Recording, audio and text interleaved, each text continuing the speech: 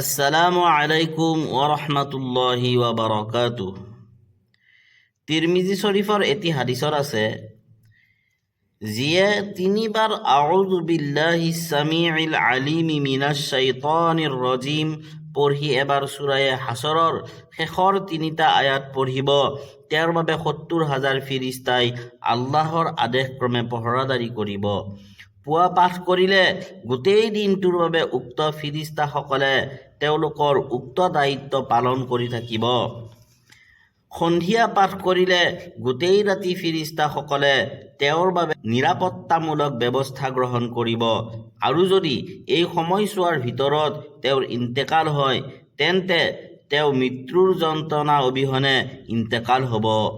সেয়ে আৰু দেৰি নকৰি উক্ত আয়াত কেইটি মই এবাৰ আপোনালোকক পঢ়ি শুনাইছোঁ। আউযু বিল্লাহিছ সামিউল আলিম মিনাশ শাইতানিৰ ৰাজিম। আউযু বিল্লাহিছ সামিউল আলিম মিনাশ শাইতানির রাজিম।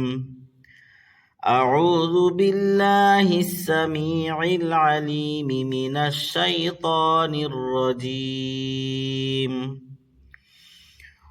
هو الله الذي لا إله إلا هو عالم الغيب والشهادة هو الرحمن الرحيم.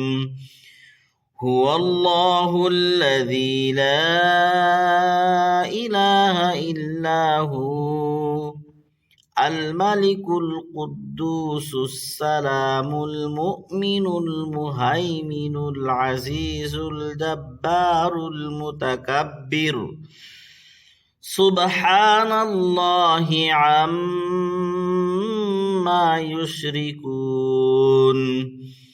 هو الله الخالق البارئ المصور له الأسماء الحسنى يسبح له ما في السماوات والأرض وهو العزيز الحكيم.